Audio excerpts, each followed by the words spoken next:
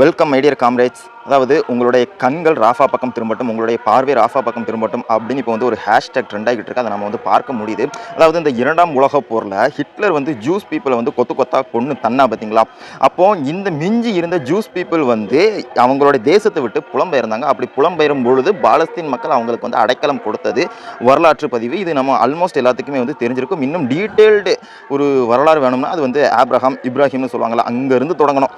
இப்போ விஷயம் என்னென்னா, இப்போ ராஃபாவில் என்ன நடக்குன்னா, ராஃபான்றது அதாவது எஜிப்து பக்கத்தில் இருக்கக்கூடிய அந்த காசா நிலப்பரப்பு இருக்குது பார்த்தீங்களா, அதோடைய அடித்தளம் தான் ராஃபா. எஜிப்து பக்கத்தில் இருக்கக்கூடிய பாலஸ்தீன் அவங்களுடைய நிலப்பரப்பு, அதில் வந்து பூந்து தாக்கியிருக்காங்க, அட்டாக் பண்ணியிருக்காங்க. இப்போ இதில் பிரச்சனை என்னென்னா, அட்டாக் பண்ணதில் இவங்க இஸ்ரேல் படையினர் ஆர்மி வந்து காசாவில் இருக்கக்கூடிய ஹமாஸ் அவங்கள வந்து ஒரு தீவிரவாதிகளாக கட்டமைச்சு அவங்கள சுட்டு கொண்டுக்கிட்டு இருந்தாங்கல்ல. இப்போது இந்த ஹமாஸ் படையினர் வந்து எதுக்காக வந்து பதிலுக்கு அடித்தாங்க அப்படின்னு வந்து நம்ம யோசிக்கும் பொழுது, நீ என்ன அடிக்கிற, அதுக்கு வந்து நாங்கள் திருப்பி பதிலடி கொடுக்குறோம்னு தான் அவங்க வந்து ஆரம்பித்தாங்க.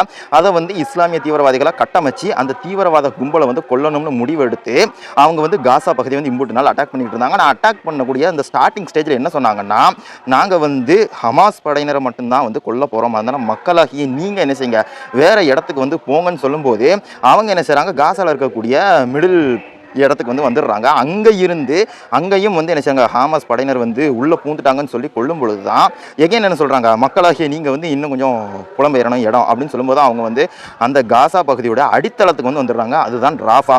இப்போ வழக்கம் போல் என்ன செஞ்சுருக்காங்க, இஸ்ரேல் படையினர் வந்து அந்த ஹமாஸ் தீவிரவாதிகள் வந்து ராஃபாக்குள்ளே இருக்காங்கன்னு சொல்லிட்டு நேற்று இரவு வந்து கொடூரமாக வந்து தாக்கியிருக்காங்க.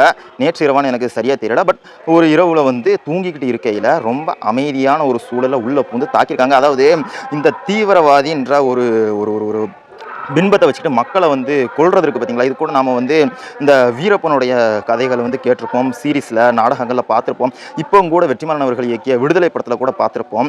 அந்த வாத்தியார்ன்ற கதாபாத்திரத்துக்காக மக்களை எவ்வளோ கொடுமைப்படுத்துகிறாங்க, சித்திரவதைப்படுத்துகிறாங்க, கொள்றாங்கன்றது.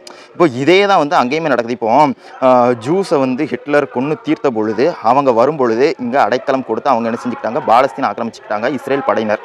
இதுக்கு வந்து உடந்தை யாருன்னா ஐநாவே இதுக்கு வந்து சப்போர்ட்டு ஆயுதங்களை எல்லாம் கொடுத்து இம்புட்டு வேலைகளையுமே வந்து செய்ய வச்சிருக்குன்றது வந்து ஒரு உண்மை தகவல். அப்போ இது வந்து நம்ம இந்தியாவில் வந்து பார்க்குற மாதிரி இருக்குது இல்லை. என்னென்னா, இவங்க ஈஸ்ட் இந்தியா கம்பெனி எதுக்கு வந்தாங்க, வியாபாரம் பண்ணுறதுக்கு வந்தாங்க. அவங்களுக்கு யார் வந்து இங்கே முழுமையான சப்போர்ட்டில் இருந்தாங்கன்னா, சாவர்கருடைய உடன்பிறப்புகளும் குழந்தைகளும் தான் வந்து அதுக்கு வந்து உடனாக இருந்தாங்க. இப்போ சாவர்கர் யார், ஒரு பார்ப்பனிய புத்தி கொண்டவர், ஒரு பார்ப்பனர். இப்போ இந்த மதராசப்பட்டினம் படத்தில் கூட நீங்கள் பாருங்கள், எமி ஜாக்சனுக்கு கூடவே ஒருத்தர் இருப்பார், ஒரு தமிழ்நாட்டை சேர்ந்தவர். அவர் ஒரு பார்ப்பனாக தான் இருப்பார். அப்போ வெள்ளக்காரர்களுக்கு முழுமையாக ஒத்துழைப்பு கொடுத்தது வந்து பார்ப்பனர்கள்ங்கிறது வந்து குறிப்பிடத்தக்கதில்லை. அதே மாதிரி தான் யூஎன்னும் இஸ்ரேல் படையினருக்கு வந்து ஆர்மிக்கு முழு ஒத்துழைப்பு. அது மட்டும் இல்லாமல் இங்கே இந்த பார்ப்பனிய கும்பல் சங்கி கூட்டங்கள், ஆர்எஸ்எஸ் சங் பரிவார் கூட்டம் வந்து இஸ்லாமியர்களை வந்து இந்தியாவில் வந்து தீவிரவாதியாக கட்டமைக்கிறாங்க பார்த்தீங்களா.